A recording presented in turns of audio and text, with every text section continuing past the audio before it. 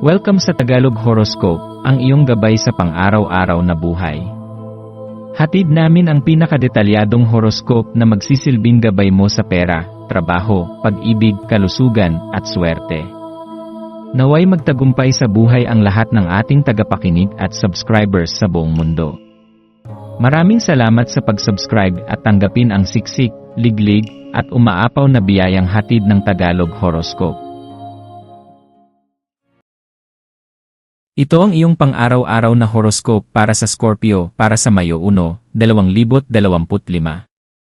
Ngayong Mayo 1, habang ang araw ay unti-unting sumisilip mula sa silangan, maaaring mapansin mong ang iyong mga iniisip ay dumarako sa mga taong kadalasang hindi napapansin. Hindi na bago sa iyo ang makaramdam ng pag-aalala at pag-aruga para sa mga taong tila nawawala sa gitna ng ingay ng mundo. Isa ka sa mga nilalang na may malalim na malasakit sa mga tinatawag na underdog, yaong mga hindi nabibigyan ng sapat na espasyo o boses sa lipunan.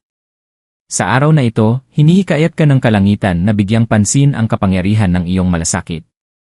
Ang iyong empatya ay hindi lamang damdaming pansarili, ito ay liwanag na maaaring gumabay sa iba sa gitna ng kanilang dilim.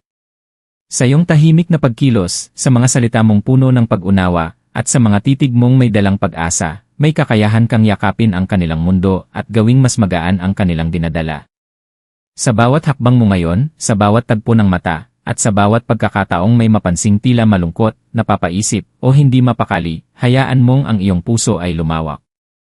Huwag matakot na ipakita ang kabaitan mo, ang lambot ng iyong damdamin, at ang katotohanang ikaw ay isang ligtas na lugar para sa mga taong sugatan o naghahanap ng kaunting pag-unawa. Hindi kailangang laging may solusyon, minsan, sapat na ang presensya mong puno ng katahimikan at kabutihan. Habang nilalakbay mo ang Mayo 1, bigyan mo rin ng panahon ang iyong sarili upang magnilay kung paanong ang takot ay tahimik na nakakaimpluwensya sa mga desisyon mo. Madalas, hindi natin namamalayan na ang ating mga pagpili ay nakakulong sa takot, takot na mabigo, takot na masaktan, o takot na hindi maintindihan. Ngunit ang tunay na lakas ay hindi ang pagtanggi sa takot kundi ang pagyakap dito, ang pagkilalang ito ay bahagi ng pagiging tao. Sa bawat pagkakataong pinipili mong harapin ang takot ng may katatagan, nililikha mo ang espasyong kailangan para sa paglago. Ang simpleng pag-upo sa katahimikan, ang paghinga ng malalim, at ang pagtanaw sa sarili ng walang paghatol ay maaaring magbukas ng daan sa mga pananaw na bago at makabuluhan. Ngayong araw, ang hangin ay tila mas banayad, ang paligid ay may dalang init na nagpapagaan sa dibdib. Ito ay isang paanyaya upang maranasan ang lakas ng pag-aalaga, hindi lamang sa ibang tao kundi sa sarili mo rin. Kapag nararamdaman mo ang seguridad mula sa loob, nagiging mas madali para sa iyo na buksan ang puso at makipag-ugnayan sa iba. Ang enerhiya ng pag-aaruga ay nagsisimula sa iyo at umaabot sa lahat ng iyong nakakasalamuha. Hindi mo kailangang magsalita ng malakas para maramdaman ito ng iba, sapat na ang ngiti, ang mahinahong pagharap, at ang bukas mong loob upang madama nila ang init ng iyong presensya. Sa gitna ng kalmadong enerhiya ngayon, napapanahon din na kilalanin mo ang iyong mga katangiang bukod-tangi. Minsan, sa kagustuhang magkasya sa pamantayan ng lipunan o sa mga inaasahan ng ibang tao, nakakalimutan mong ang iyong tunay na ganda ay nasa iyong pagiging ikaw. Hindi mo kailangang maging tulad ng iba para mapansin.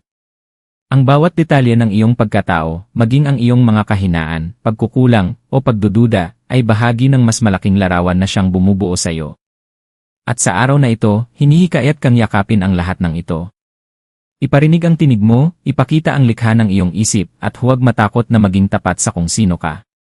Ang maswerteng kulay para sa iyo ngayon ay pilak. Ang pilak ay sumisimbolo ng kalinawan, intuisyon, at katahimikan, mga enerhiyang kailangan mo upang maabot ang mas malalim na pagkaunawa sa iyong sarili. Ang iyong maswerteng numero ay 3, 7, at 11.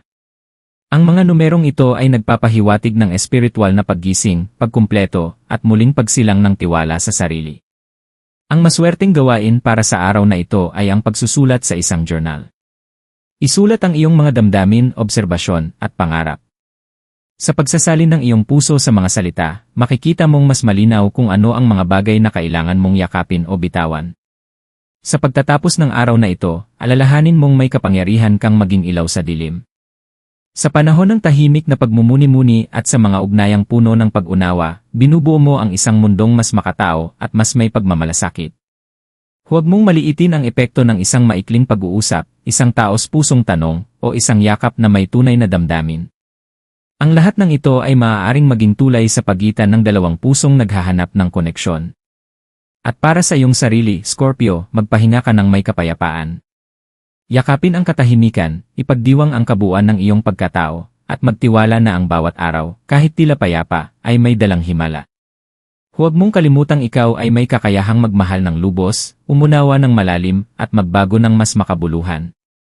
Sa dulo ng araw, ikaw ay hindi lamang isang saksi sa paglalakbay ng iba, kundi isa ring mahalagang manlalakbay sa sariling daan patungo sa liwanag.